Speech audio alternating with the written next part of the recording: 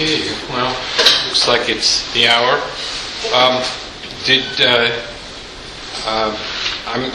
think the ground rules are I should take an hour to talk to you about this topic. Is that right? Is that you understand it?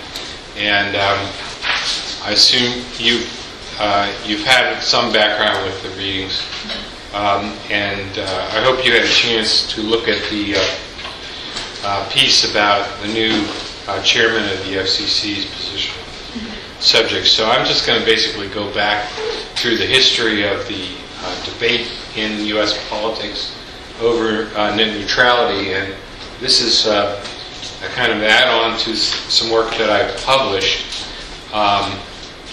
and you can find that publication on my IU website. So if you just search Jeffrey Hart, Indiana University, you will get the website, and then there's full text of the published work and also some manuscripts and presentations and even some YouTube videos that I did. But we're blessed in IU to have one of the heroes of this whole debate, Barb Cherry. Have any of you come in contact with her? Anyway, she was a lawyer for the FCC and then took a position here in the Telecom department. And she's been a very active participant in the action of making the policy for this. But before I get started, I wanted to just say that this is I'm doing a book about the history and politics of the Internet, and this topic came up for me, and I was able to do some fairly significant research on it. I have a fair number of friends who are involved in the politics of it, and a bunch of I'm a political scientist. I'm emeritus now, but a lot of my colleagues are interested in this topic because there's a sort of potential with the Internet to mobilize people politically. So political scientists are interested in mostly that side of the story. And this particular topic, net neutrality, has gotten millions of people involved in lobbying or supporting or not supporting various sides of this topic. So let me get into it right away. How many of you know what net neutrality is? You have a basic idea? Yeah. Okay. Well, let me go through the origins of the topic as a political issue. First of all, the politics got started in 2002, back in the Bush administration, when Michael Powell was chairman of the FCC. And a bunch of companies and individuals and groups calling themselves the Coalition of Broadband Users and Innovators sent a letter to Michael Powell asking him to do something about this issue. And they used the phrase net neutrality, which had been coined by a lawyer named Tim Wu, who at that point was teaching at Columbia University, who had published an article in 2003, but the article was circulating in 2002. Everybody said, hey, this is important. And so what the CDUI called for was non-discrimination safeguards to guarantee net neutrality. And now, two individuals who wrote on this topic at the time, a couple years later, but still trying to explain how the topic evolved, gave this explanation for what net neutrality is. And this is not completely correct, but nevertheless widely cited as, especially by critics, of what people were after with this. So, the word non-discrimination that is part of it. So the owners of the Internet's wires cannot discriminate. That is really the essence. And the wires, also called the infrastructure, and who knows who owns the wires? What was the question? Sorry. Who owns the wires? Who owns the infrastructure over which we receive our internet, particularly broadband services. ISPs. Internet service providers, that is correct. And who are the ISPs? We've got some of them. Any others? Pick up? Verizon. Yeah. Time Warner. Let's go Spectrum. Right. Anybody who offers both cable TV services and broadband internet, those are ISPs also. Do we have any other ISPs out there besides those guys? Well, you could say some of the cell phone companies that offer internet services are ISPs also, but of course they don't offer it at the same speed, and the rules are slightly different. But nevertheless, that's ISP. Now, this part of the definition that Lessig and McChesney give is not exactly correct. It says, oops, I guess I'm out of battery, so it says, net neutrality means that all like internet content must be treated alike and move at the same speed over the network. It's not correct. So you can forget about that sentence. And, but they do mention that there is this ideal of the internet pioneers, the people who have helped to create the internet, that it should be an end-to-end network, that there should be no interference between two nodes on the network, basically. Nobody should interfere with it. And that's the beauty of the internet, is anybody can reach anybody else on the internet with minimal interference. So, and they decided, the designers of the internet kind of meant for it to be like that. In their day, they were trying to make a network that didn't have any bottlenecks. And in essence, it's very similar to other kinds of infrastructure.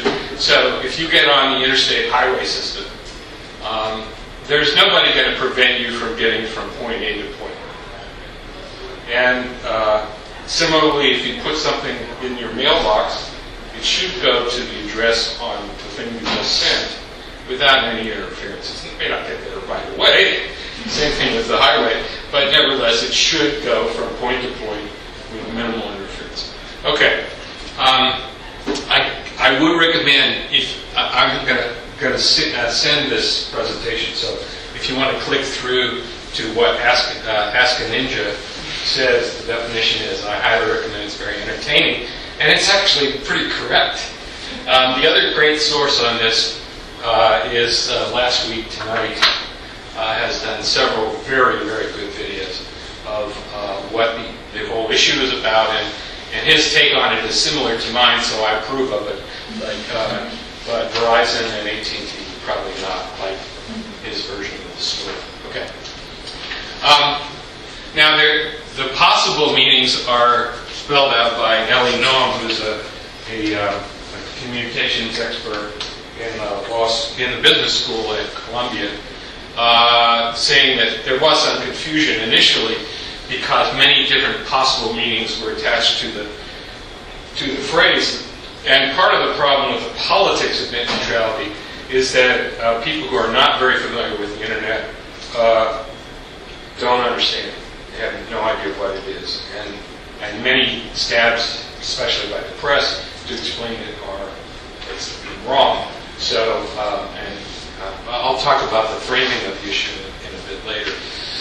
But, so one idea is that there are no different quality grades for service. That is not a correct definition. There are quality grades. You can get faster services if you're willing to pay more.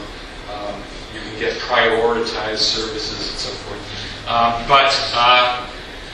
But the essential idea is that there should be no discrimination at a given price level. Everybody should get pretty much the same thing. There should not be any price discrimination. So the providers, the ISPs, charge you, the user, but they also charge the people who are providing information services over the internet. Okay, and that makes for a kind of distinctive thing. Some people call that two-level pricing. And often the people who are providing information pay a different price than you do as a user.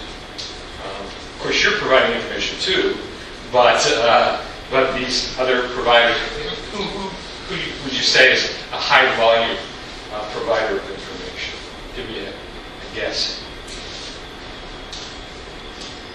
It's using a lot of bandwidth. It's using a lot of bits. YouTube. YouTube is one of the highest. Who else now? Netflix. Netflix is a very good answer because you're getting streaming video, high bit rate, high quality content. And what did you say?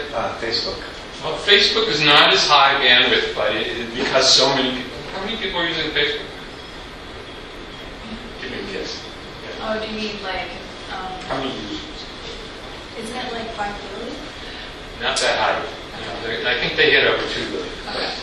But that, how many people are there in the world? 6 billion, 7 billion.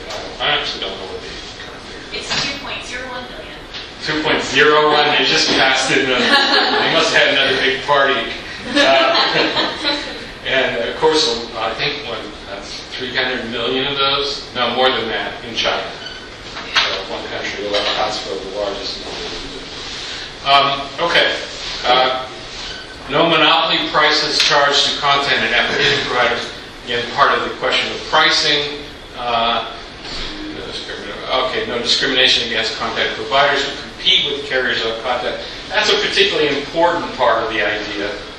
That is the potential for ISPs to basically make it impossible for other providers to compete with them is what we're worried about here in this issue area. So if Verizon decides, which it already does, decides to offer competing streaming video services, it can potentially price Netflix out of the whole game. And that seems discriminatory and anti-competitive, and so that's one aspect of this issue. Selectivity of carriers over the content they transmit. Well, do you know any examples where the ISPs refuse to provide content of a particular sort? Yeah. You can't find drugs on the internet through ISPs. That's right. I think in the United States you can, and I think you can even buy pharmaceuticals from Canada from the internet. I think that's possible. Anything else you know that you can't do over the internet? I was trying to go on the Marxist website for a project. Yeah. And I couldn't. You couldn't access it? It was Googleable. It's among the very first relevant sources. Yeah. And it does not allow you to enter. And who didn't allow you? Did you get a little signal from somebody? Yeah, I don't know. Just like the most basic. Yeah. Occasionally the FBI and Department of Homeland Security will block a site. You're not allowed to gamble over the internet. So, and anybody know why you're not allowed to gamble? Can you think of somebody whose interest would be hurt by having internet gambling? Gambling industry. So the gambling industry has assured that there will be legislation to forbid internet gambling. But there's a lot of stuff you can do over the internet, let's face it, and there's also what's called the dark net, which does a lot of illegal stuff. And we also have a thing called Bitcoin, which allows you to buy stuff anonymously, so that you can continue to do your illegal activity on the dark net.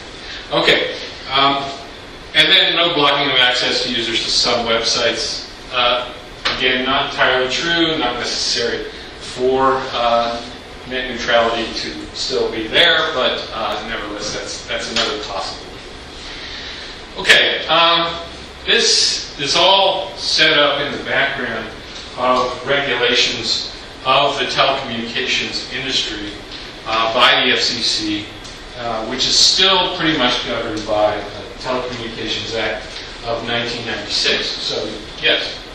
I'm just curious, when we talk about these regulations, are we talking about the whole world or just this applies mainly to the United States. Okay. But of course, other countries who wish to be part of this whole network are also, even though they're not supposed to be subject to the laws of other countries. That's called extraterritoriality. Nevertheless, the reality is because the U.S. was the pioneer and so many services are based in the U.S., they basically are constricted by this whole set of legal regimes. Well, and I'll just give you an example. Europeans basically would like to have certain kinds of restrictions on the content that is provided. And in fact, there's been a case of people selling Nazi paraphernalia. So I think that was an AOL case where I think it was France or Germany has domestically outlawed the sale of Nazi paraphernalia over the networks in Germany. But of course, there are U.S. vendors. So, and similarly, I think it's France decides that it doesn't want French internet users to have access to American media and American streaming video. So, in fact, I was recently in France. I tried to use Netflix. It wouldn't let me. Okay. But this major piece of legislation was very much in the early days of the internet, and the idea of the FCC was to get more competition into the provision of information services.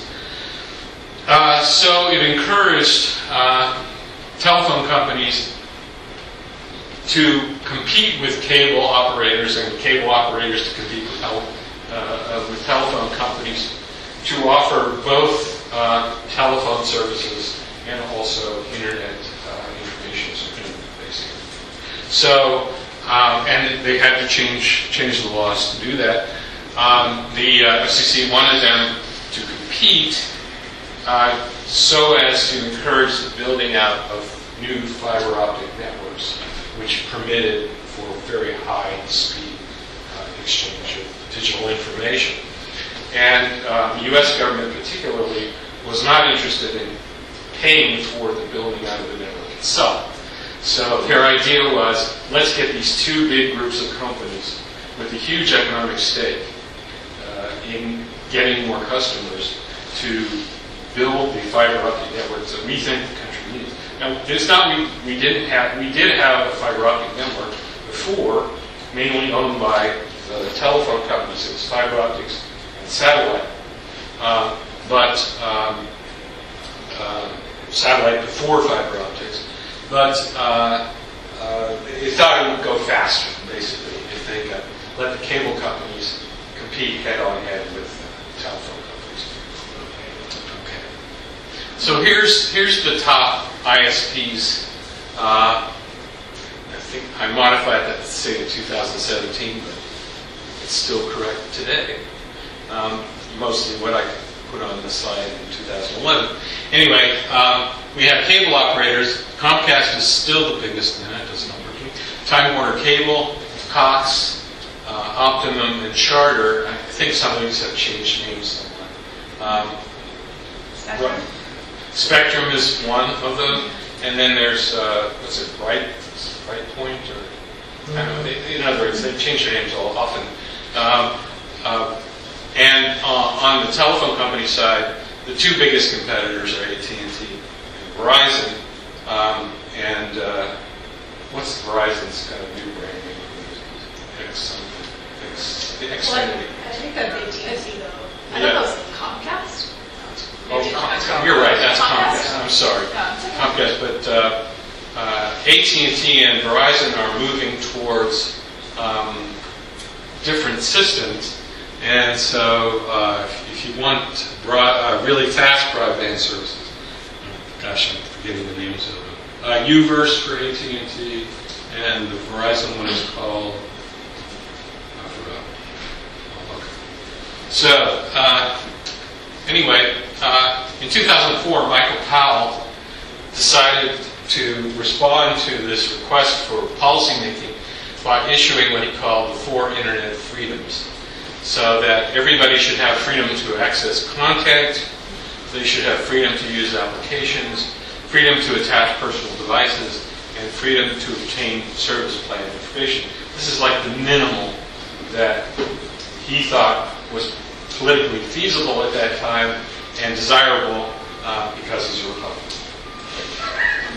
And he basically took ideas from the telephone network. So the telephone network, they had a big fight over whether you could attach your own handset to the telephone system. And this came up because people who were hard of hearing had to use a special device to amplify the sound called a hushaphone. Big case, Supreme Court ruling and so forth. Freedom to use applications. Initially the phone companies didn't want you to use anybody's applications except theirs. And so this was part of the antitrust suit that was settled between the government and AT&T. Same thing with personal devices. And then service plan information. There's a lot of messing around. And, before people hated their cable company, they hated the telephone company. And so the telephone company came under quite a bit of scrutiny, and that was one of the things they got. Okay, now it turns out that the Four Freedoms was never actually officially acted upon by the FCC. Instead, they came out with a policy statement just barely changed from the Four Freedoms. Consumers are entitled to access the lawful internet content of their choice, so that took away, if they wanted to use an illegal content, that means they could. Consumers are entitled to run applications and services subject to the needs of law enforcement. So if you wanted to use really heavy encryption and law enforcement said you couldn't, then you could, according to that principle. Legal devices that do not harm the network, again, the telephone company and the cable companies said, we don't want to have to repair our network every time somebody attaches a crappy device. And competition among network providers, etc. That promise didn't really work out so well. Okay, so there's Tim Wu from Columbia. He's the originator of the phrase. We had an organization called Save the Internet, consisting of important industry figures, including Vint Cerf, who later originally was one of the inventors of the internet technology, the TCP/IP protocols, and later on he went to work for Google. Still works there now. Here's what they are, and this is pretty important because this is still what the basic set of issues is about. Preserve the end-to-end architecture of the internet. Don't screw around with something that works really well, works really fast, and doesn't mess with people's freedoms to use the information, the equipment, and so forth. And particularly the computer electronics industry is very concerned about that because they've designed a lot of products and a lot of profitable products around this idea. And what it means is that you don't want the conduit companies doing stuff for money that's going to screw up the whole system for everybody.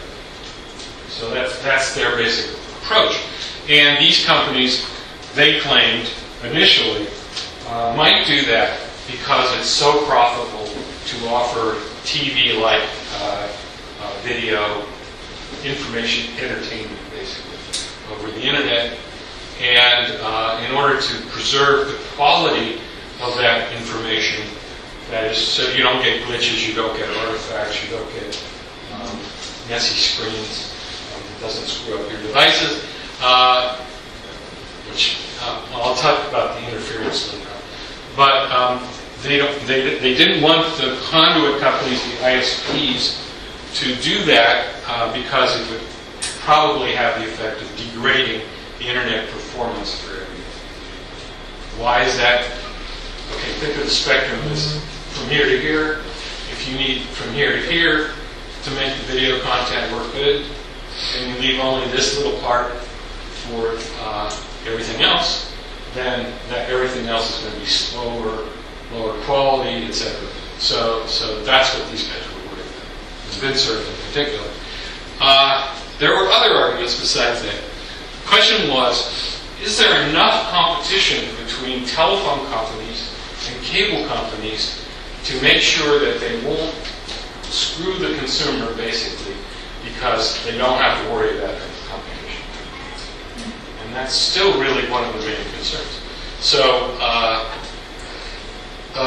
that remains part of the debate. There's also the possibility for violations of freedom of speech. So remember before we talked about blocking certain kinds of information by the Conduit companies. So this is something that comes out of U.S. history, and I'm sure it comes out of the history of all other countries as well. So if you own the conduit, then in a sense you have the ability to censor the content that is carried over the conduit. Okay? So the question is, what prevents them from doing that? And this became a big issue with radio and then later on with TV. Maybe think of some examples from, do you know of any examples from history where TV or radio blocked content? Wasn't in the UK, there was a guy who did pirate radioing a lot because everything was owned by the government. And so people See, when you have state-controlled radio, the BBC is not completely state-controlled. They did open it up progressively over time. But yeah, that sort of monopoly side of owning the airwaves came up in the BBC. Any of that in the US, you know?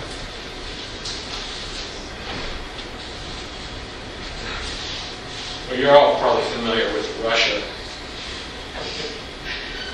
And it's a great example of a non-free media.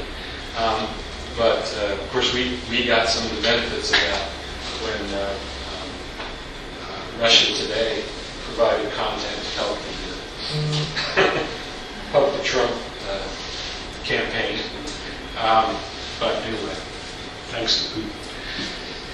Okay, but basically, also there were groups, for example, people on the left as well as people on the right, who were not allowed to provide certain messages over there. And that started in the 1930s with a guy called Reverend Billy Sunday, based in Chicago, I think it was.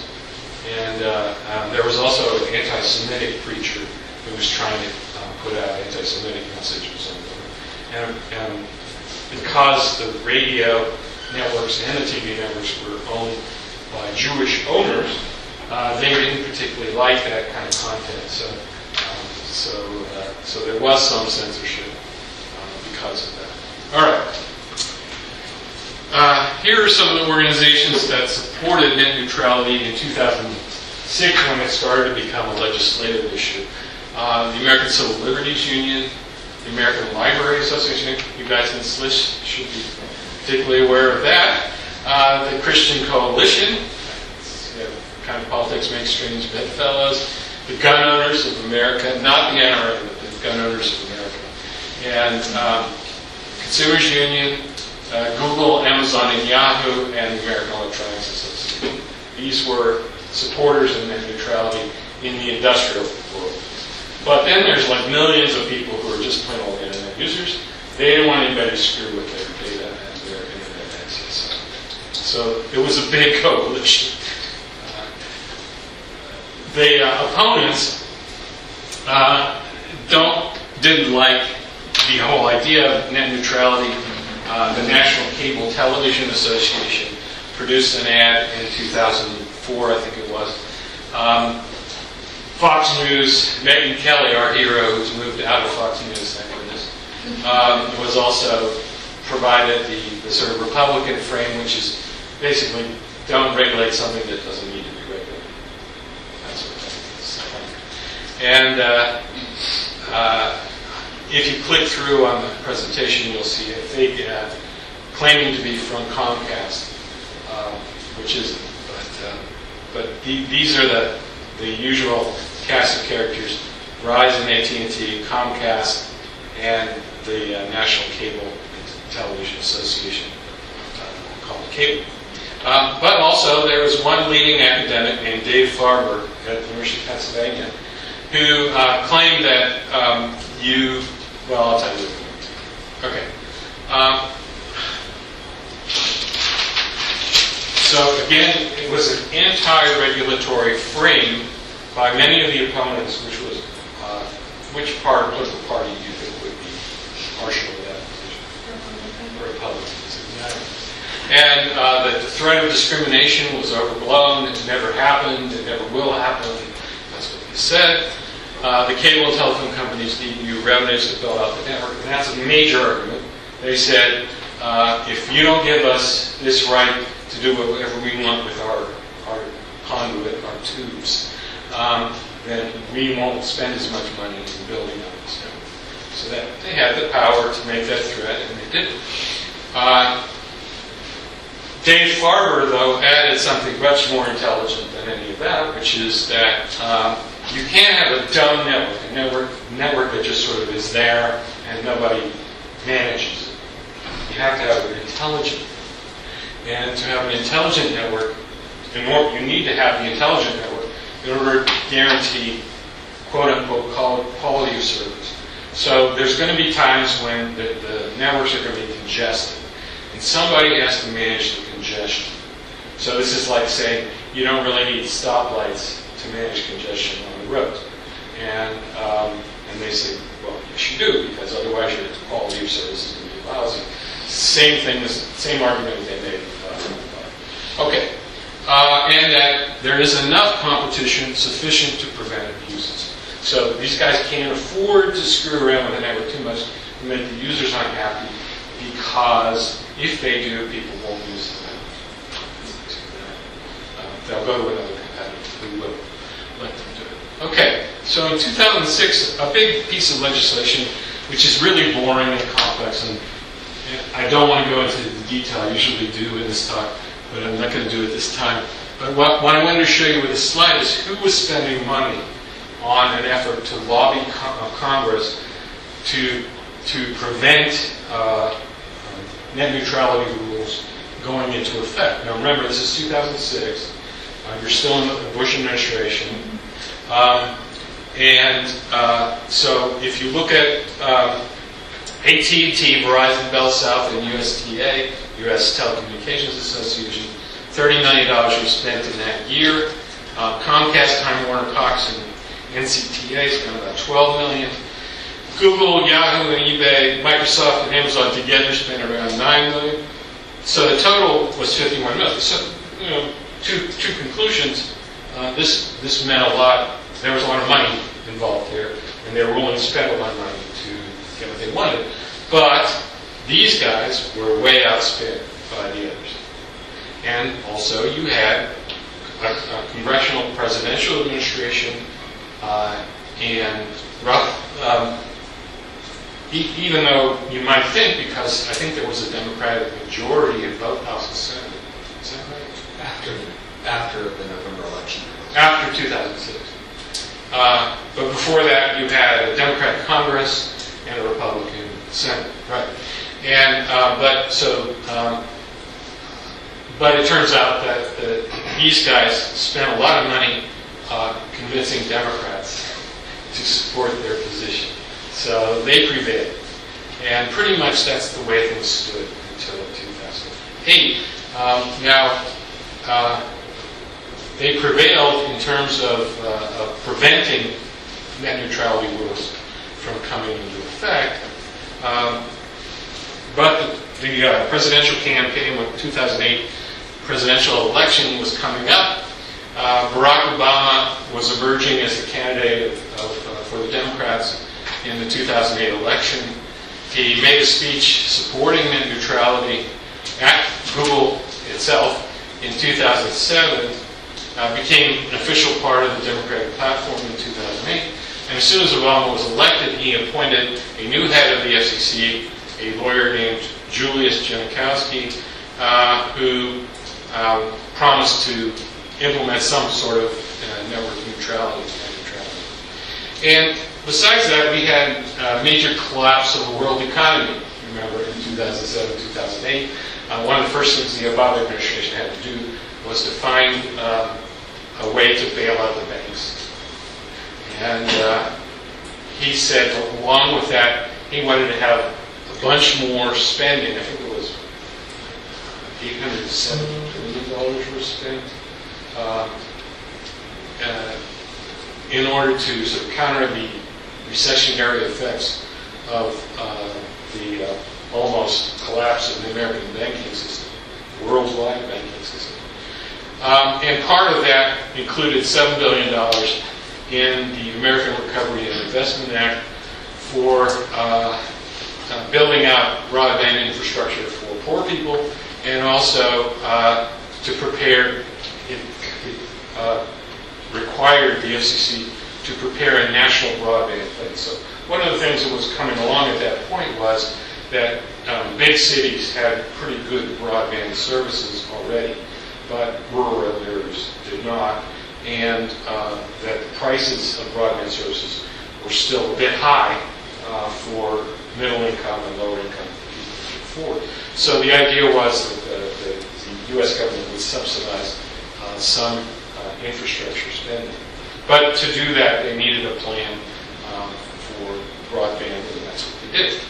Okay, so when Genachowski became head of the FCC, he immediately added 2 items to the policy statement of 2005. He said that broadband providers cannot discriminate against particular internet content or applications, non-discrimination idea, and that the providers must be transparent about their network management processes. So you remember the Dave Farber objection was that you have to have some management of the network to prevent problems connected with congestion, and Genachowski sort of made a gesture towards that, but also made a gesture towards the supporters of net neutrality. It was a nice sort of even-handed position. He also basically said he wanted regulation to provide for net neutrality constraints, but he wanted it to be light touch. Yeah, here we go.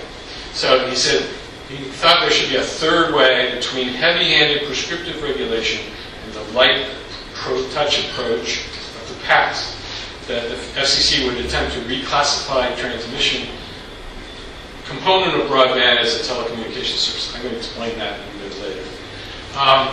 But the idea here was with a new FCC dominated by Democrats. I don't know whether have you guys studied the FCC at all?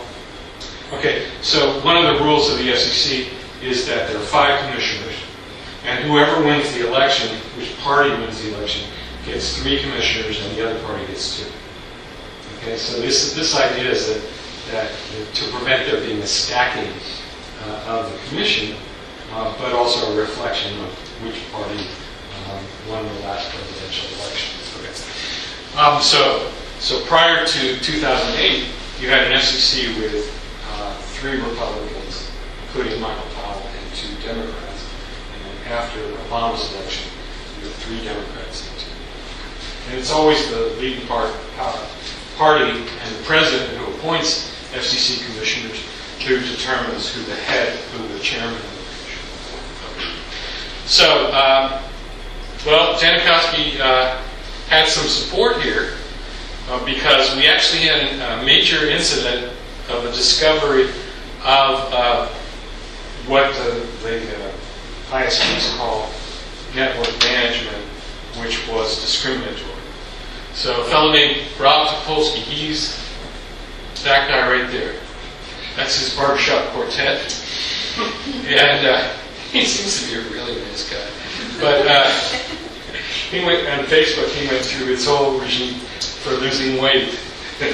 and God bless him, he lost a lot of weight. But anyway, he was trying to deliver barbershop quartet music to his barbershop quartet members using BitTorrent. Everybody here know what BitTorrent is?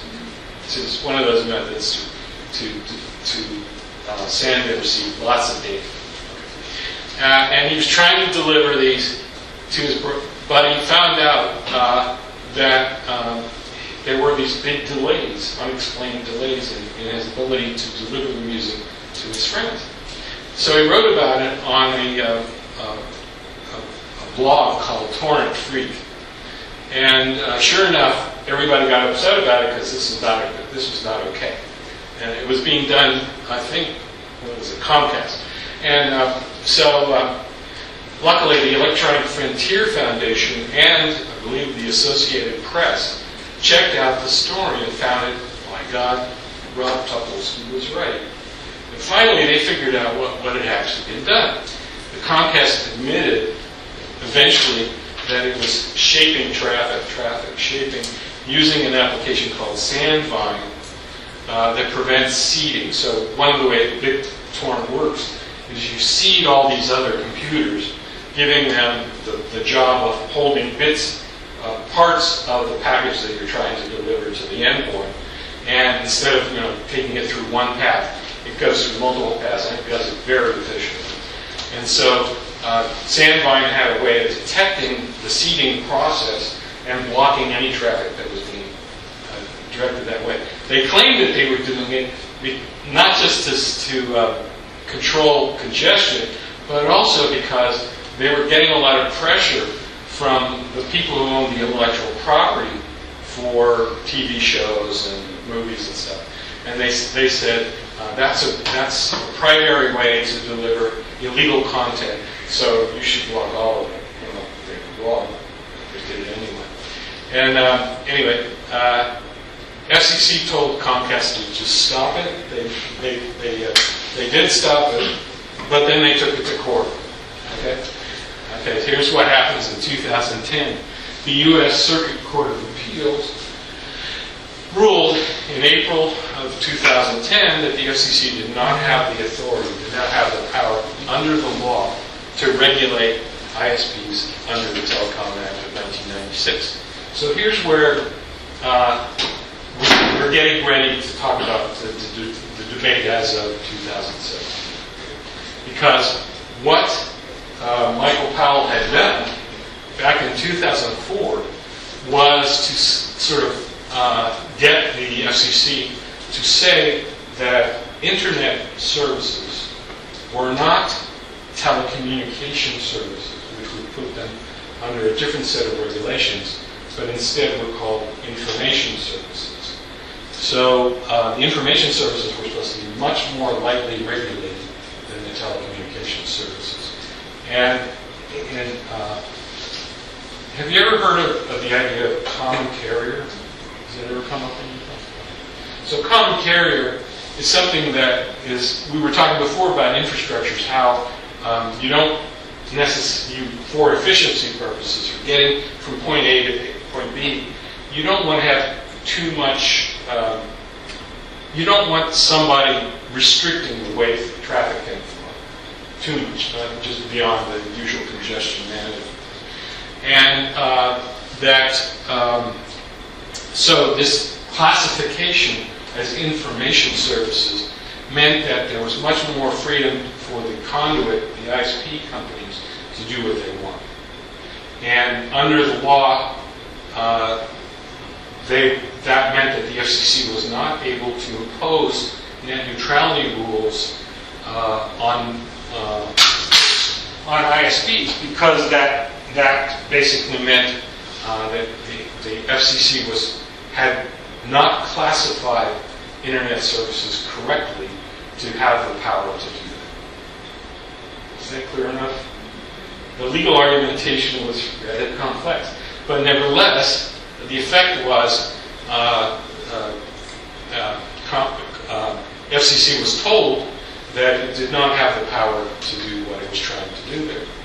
So that kind of threw the ball back into the FCC court. Now the ruling said something else. It said if you reclassify internet services as telecommunications services like common carrier, then you will have the power to do that. So basically the court instructed the FCC how to manage this problem of wanting to have net neutrality rules correctly under the Telecommunications Act of 1986. And, okay, let's see. Well, that just explains how we got there. Okay, Now, as a result of the court finding, Verizon and Google announced a joint policy proposal which basically said that the telecom company said, we don't want to be restricted by net neutrality rules on the wireless part of the net.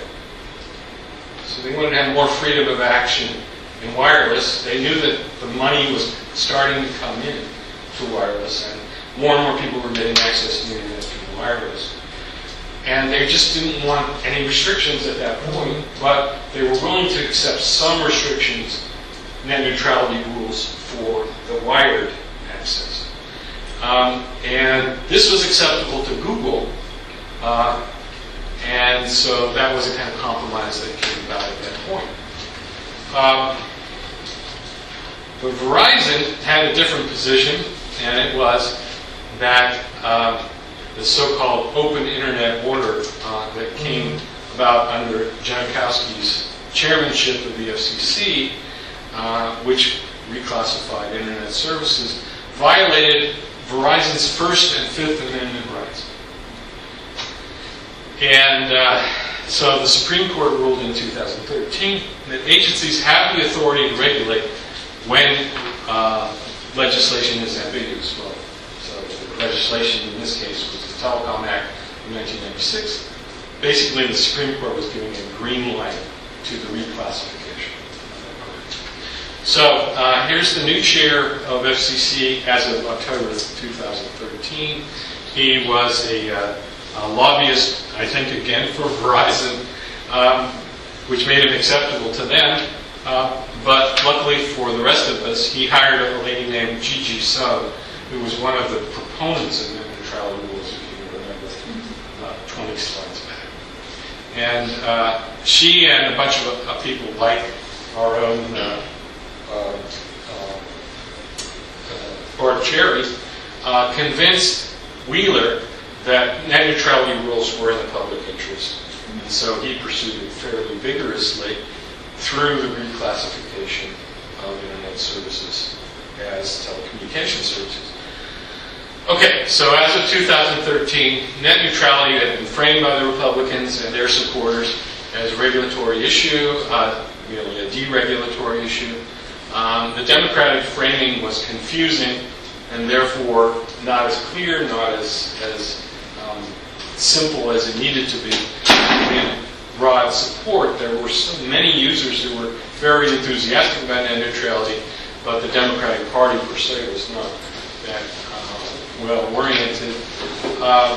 The Republicans carried the day until June 2006, when the tide, the political tide, millions of users started to turn against their position.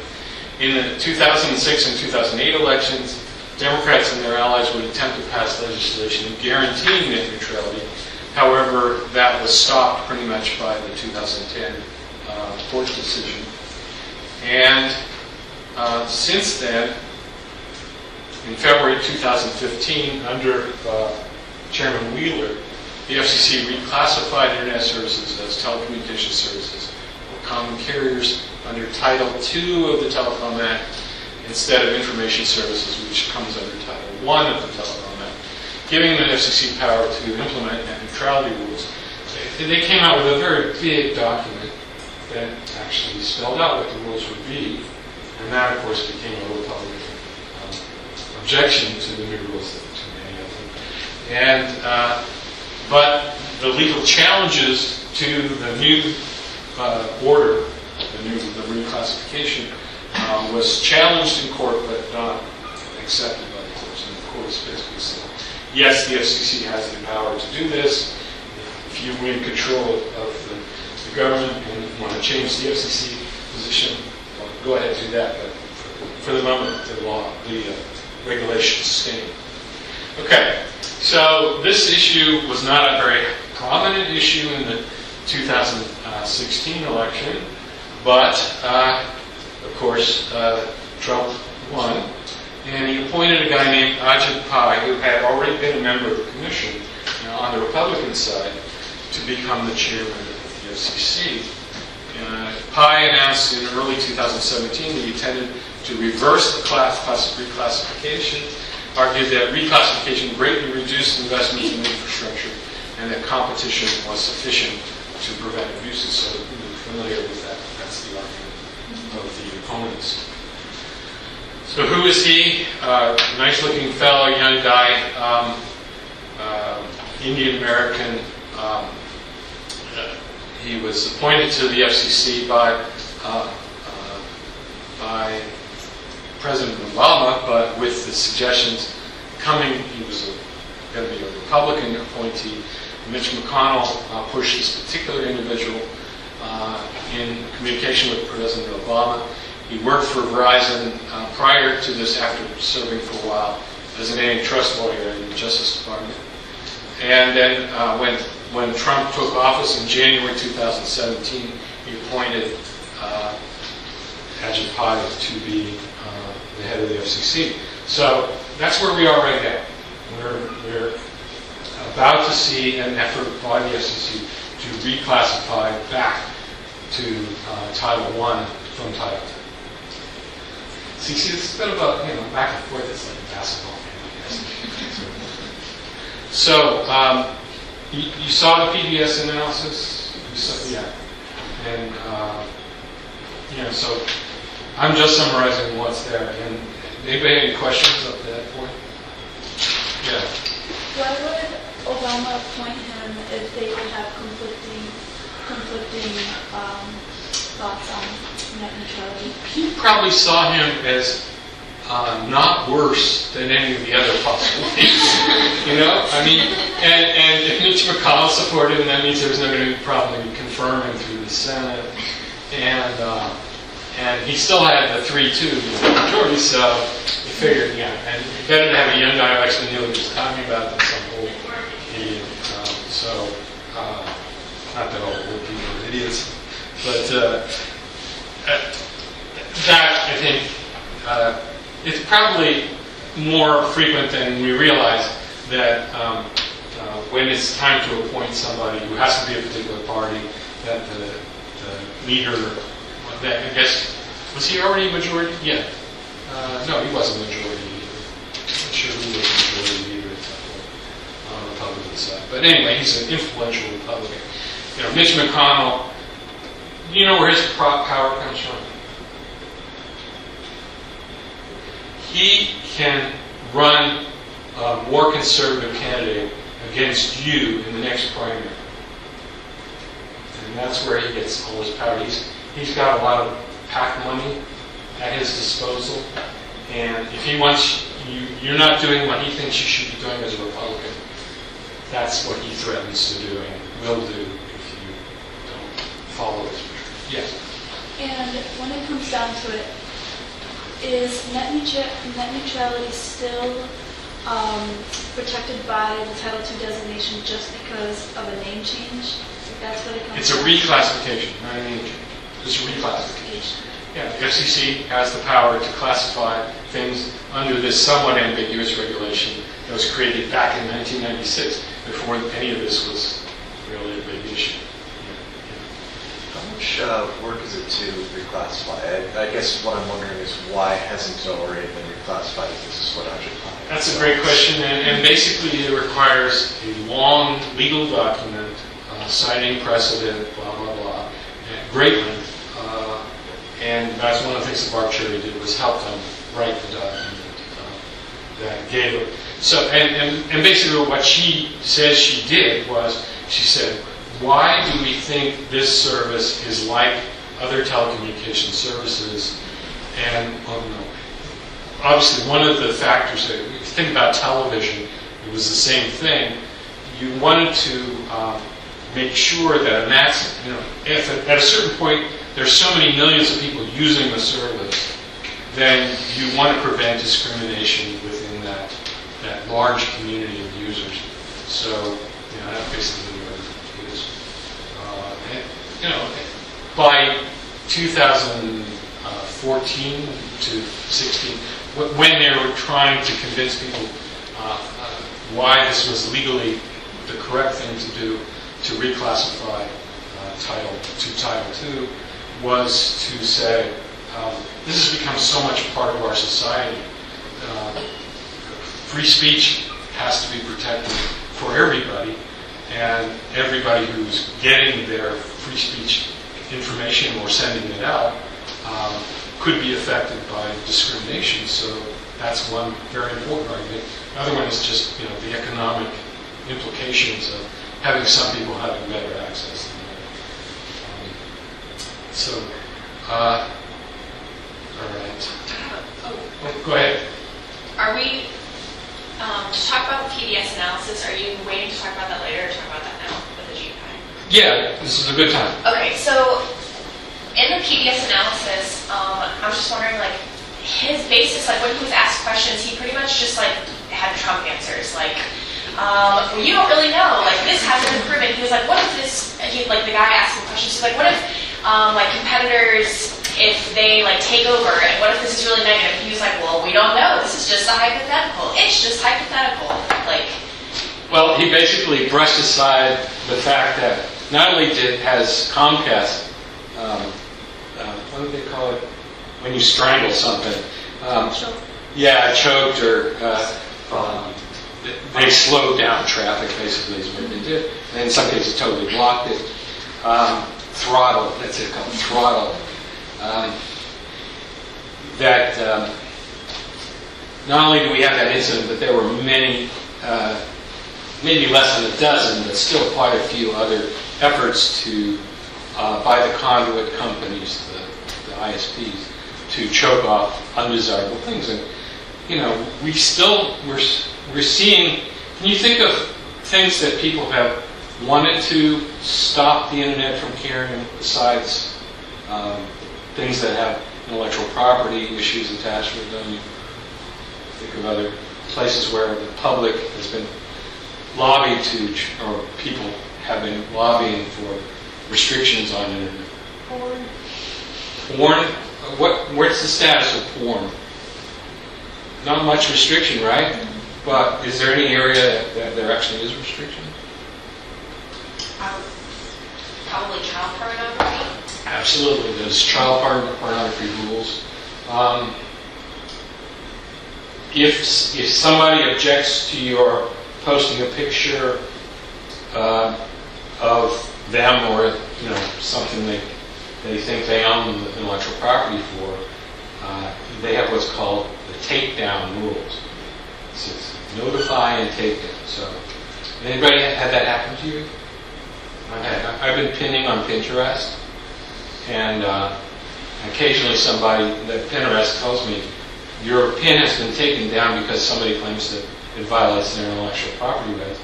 And it was never me that did it, it was somebody else. So in other words, they'll take that, whether you did it or not, if somebody claims that they own the property right to it and can prove it against the Pinterest, they'll take it down.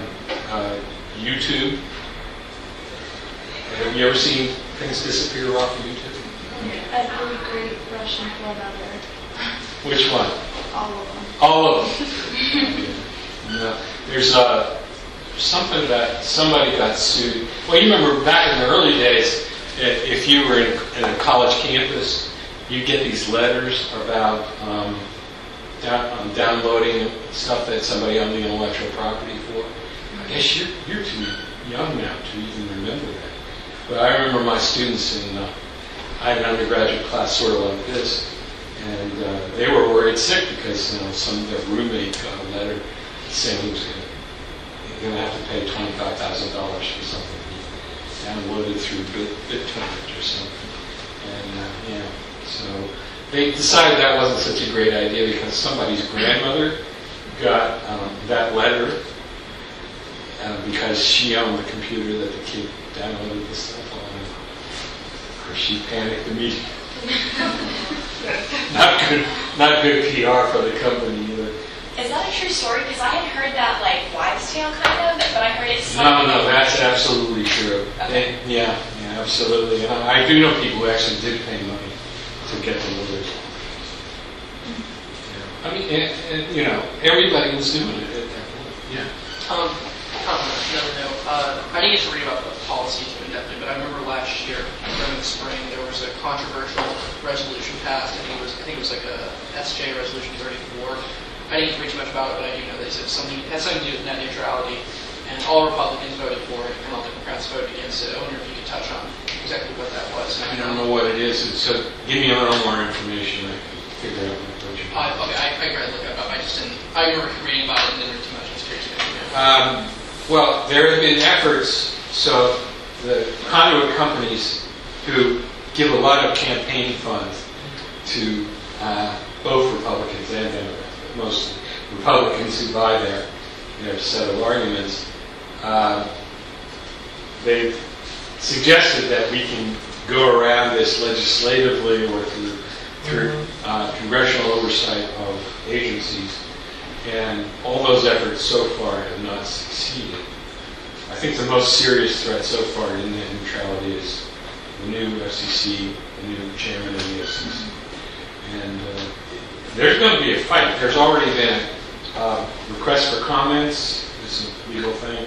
And they got many millions of people saying, don't do this.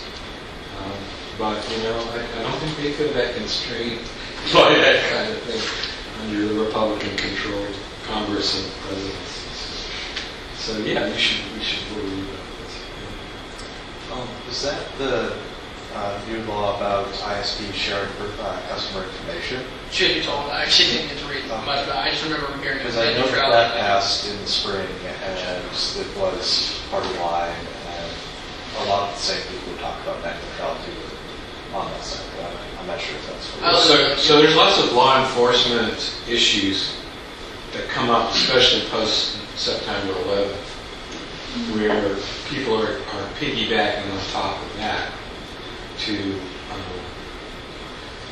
get the ISPs or the computer companies or Apple or people like that to make it easier for law enforcement agencies to get access to information that they can use to convict somebody who's been accused of a crime. And that has a suppressing effect on communications over the network because people worry, what's going to happen, who's spying on these, and there's also a connection with the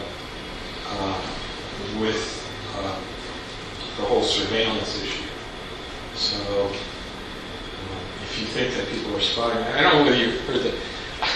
We had a recent discussion with Professor Fred Kate about. Okay, you know that. Did anybody have an Amazon Echo? Or you have one? You have one. And it's a microphone that's always on. A perfect surveillance device, right? But if people think that the microphone can be turned, the content that's been obtained by Amazon will be shared with some government law enforcement agency, that will affect consumer confidence about the security of their home. So that puts the company in a very interesting spot. It has to comply with the law in order to remain operating in this legal system, but it doesn't want to lose the confidence of its consumer. So remember, some law enforcement agency wanted Apple to crack an iPhone, and at first they refused. They said, you're going to kill our business if you do this. And eventually they did it and run around, and they found some company that would do it for I don't know how many millions of dollars. I think they did it. But Apple said, no, not us. We're not going to do that. So this whole question, internet services and who can interfere with them, who can make people feel less than perfectly confident. By the way, you shouldn't feel confident about any of it. But the illusion of confidence is being. Any more questions at this point? I was just curious about something that you were mentioning earlier about preserving end-to-end architecture on the internet. Does that mean kind of all service providers are like kind of keeping like the same structure of the internet? Or does that also have to account for like archiving internet change?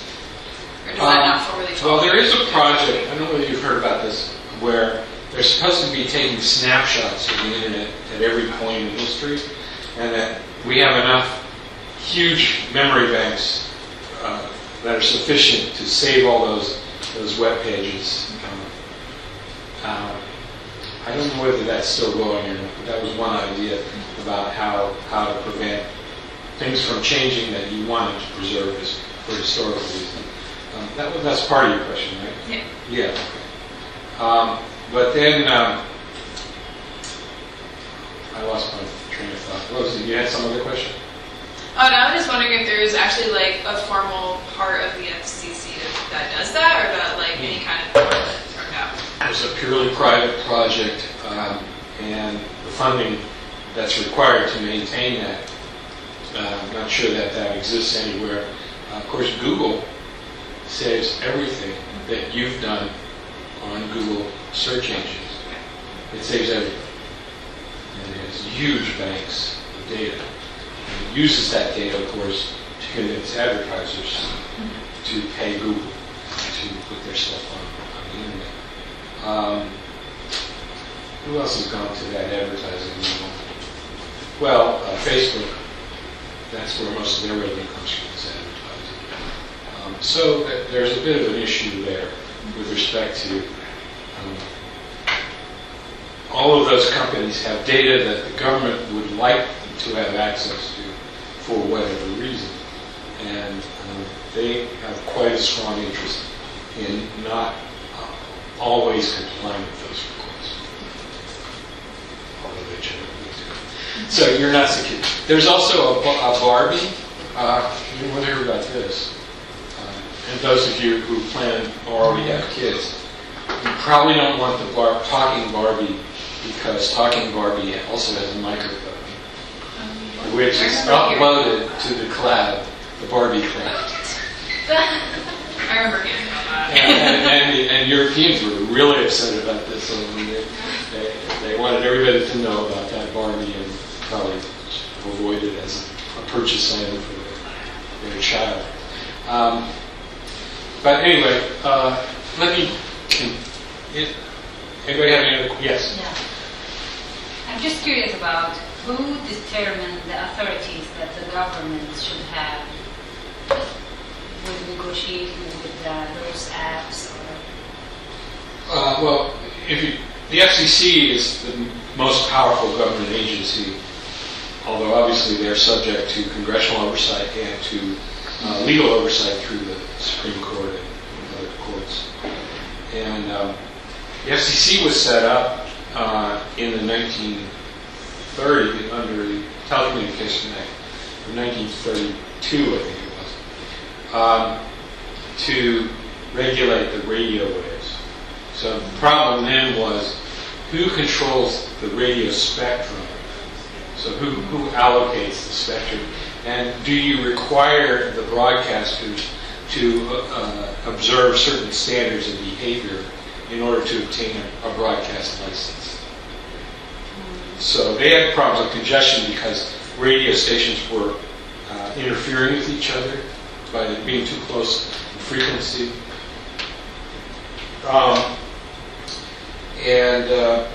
It was a big debate in the U.S. Many countries, of course, are much more monopolistic and less competitive in terms of the way they regulate their telecommunications services. And so the U.S. System of laws and institutions is somewhat different. So, for example, in Britain, you had for a long time the BBC was a monopoly radio and later on television broadcaster, and then it was only over time that they developed laws to permit competition. Europeans in general didn't want there to be, they wanted to have pretty strong control, and obviously Nazi Germany had total control over mass communications. So there are lots of these different national legal institutions that have evolved over time from the starting point. Ours is the FCC. Generally a more lax attitude towards regulating mass communication. Is that what you're asking?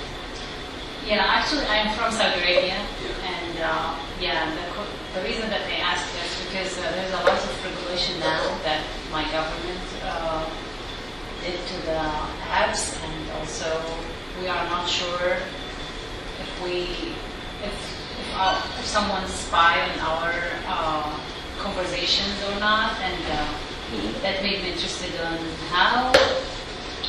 Well, first of all, you know that they're spying on your communications.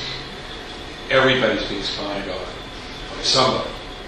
Even if those apps owners say no, you're safe. Yes, generally speaking, I mean. What about Telegram? Telegram. WhatsApp.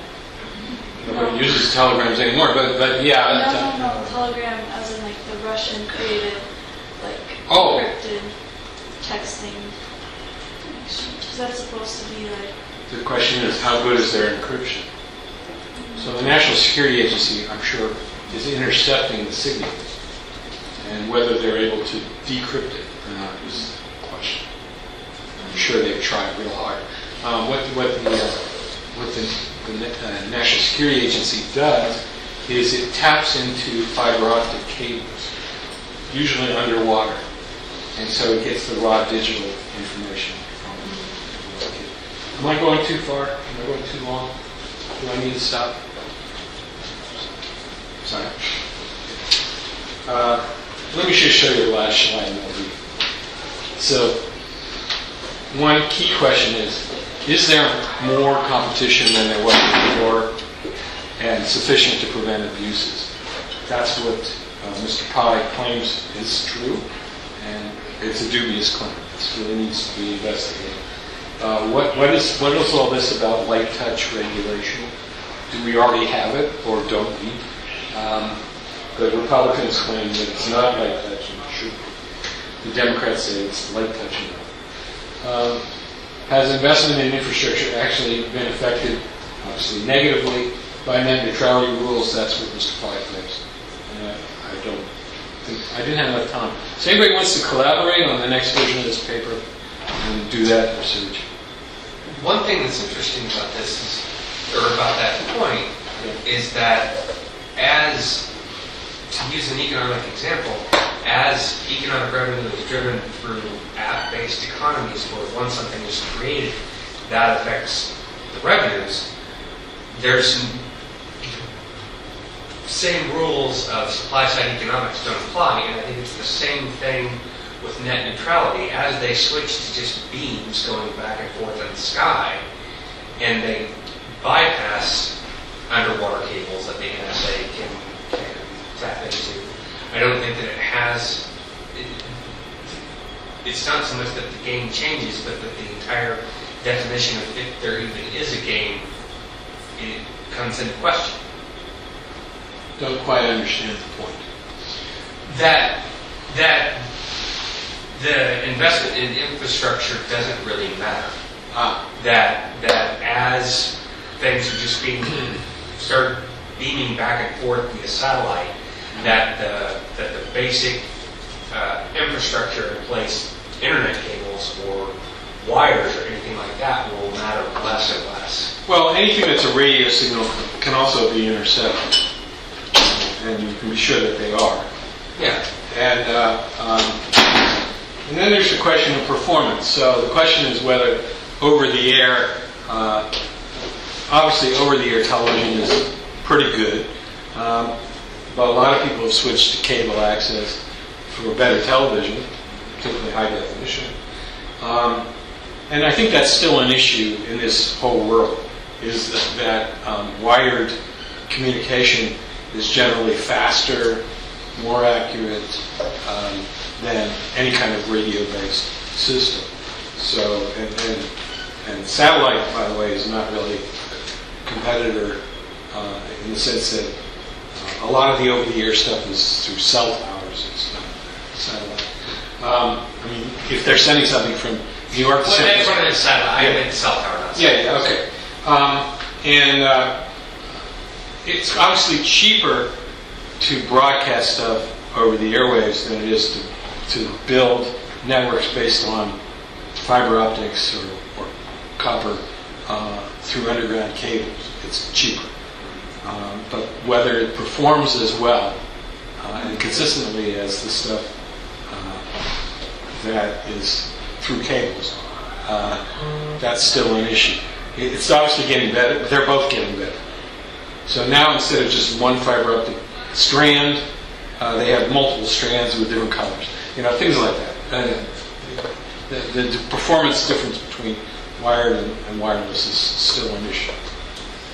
Well, I think it was in the, I can't remember if it was in the ISPI or one of the other ratings we did, but this idea that, investment in infrastructure would be curtailed somehow, or these companies wouldn't be able to build out additional infrastructure for, say, more rural areas or underserved areas. I didn't quite understand that argument. Yeah, no, that's a big issue because the question is universal access. Yeah. You want to have a major telecommunications system, infrastructure, that doesn't discriminate against people in rural communities or in poor I communities. guess I just don't understand that. If you build that infrastructure, you're going to get a lot more customers. So why is that even? It's the cost per mile of building that infrastructure if it's a wired one. And if it's a wireless one, there's still an issue too because you have to build a whole bunch of cell towers to serve a rural customer and repeaters and things like that. So generally, your rural customer costs more to include in the network than your urban. And there are other reasons why costs go up. Hilly areas and, where the radio doesn't go up. Yes? I was just curious, because speaking to this, I know speaking of our community, Smithville Communications is a really small competitor trying to compete with bigger ISPs. I've tried to invest in rural areas and they're really struggling to do so to make some wire communication out there. Do you think that deregulating ISPs or cutting net neutrality rules will be able to help them in doing so? I guess you kind of answered that to a certain extent. It's funny you asked that because the guy who's the head of that company was on a radio program that I called into, and he was arguing he doesn't like net neutrality because it increased costs for him. And it does. And he can't compete with the big guys if he has costs that he thinks he doesn't need. But it was a kind of a selfish argument. He was saying, we shouldn't have these rules because it makes me less profitable. Well, I guess one thing I would be worried about is, I guess Smithville, if we could cut these rules, they could expand out and build the infrastructure. But how long is it going to be before the bigger ISPs just step in and say, okay, well, now that you built the infrastructure, we'll... They don't want his business. It's too small. It's too not as profitable as their big city stuff. Mm-hmm. So why haven't they put UVerse all through the United States? That's the reason. What's the Verizon in the country? Oh, Xfinity, I guess. No. I keep getting that wrong. Verizon has another service. I can't remember what it's called. But anyway, so there's always going to be some discrimination against poor and rural in these systems. And so somebody has to defend their interests, and usually it's the senators and the congressmen with rural populations who do it. So, that's one of the beauties of the democratic system that we have. It's got many ugly features, but that's one of the beauties is that somebody is usually looking out after those people. And you can't leave it just to the companies. That's kind of funny because Republicans represent rural America and they don't seem Exactly. really advanced of the infrastructure. But don't forget who wins elections is people who get campaign funds. Yeah. And if the rural customer doesn't know they're being screwed, which often they don't, look who voted for Trump. Well, it's also the technicality of the issue, right? It's to... And I think I used this example last week, but how much of this does John McCain actually understand? And not to pick on John, but He's not so bad, but there was this senator from Alaska named Ted Stevens. Do you remember that incident where he had to explain the internet to the world? The series of tubes. The series of tubes. Look that up on YouTube. You'll really enjoy it. Louis Gohmert. I mean, or who's the guy in Iowa? Ron King. I mean, any one of those. But look at Bobby, what's his name, from Chicago, too. I mean, one of the ways the telecom companies get votes in African American communities is to argue that they generate jobs for African Americans. So, you know what I mean? There are a lot of interests, and there are a lot of ways to make your argument for it. Yeah. This was going to jump point. I was curious. The Telecommunications Act of 1996, I think I believe was an overhaul of that Communications Act you talked about from the 1930s, the South FCC. There had been one or two previous ones, but that's right.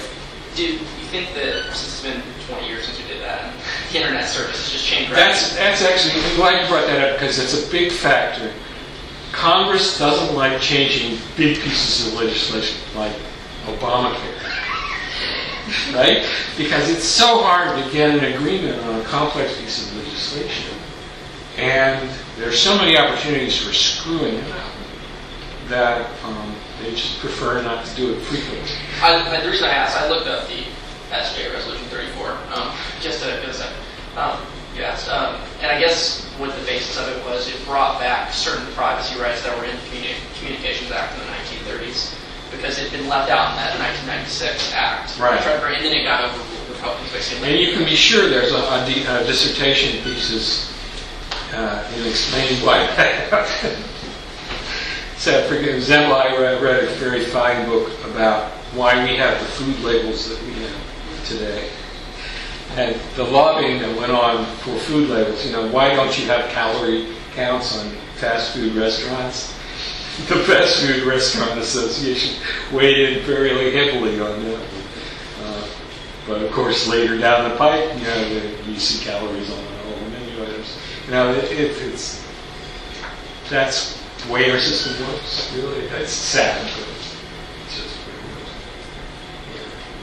And I think in a way that's a good thing. You don't want huge pieces of legislation frequently revised. Because the opportunities for mistakes, selfish behavior, just plain stupidity to enter into some of those legislative processes is pretty major. Okay, I overstayed my welcome. So, do you usually take a break at this point, or? No. Okay. Well, you guys can determine what you do next time. I'm sorry, I went 20 minutes over. That's good. Okay.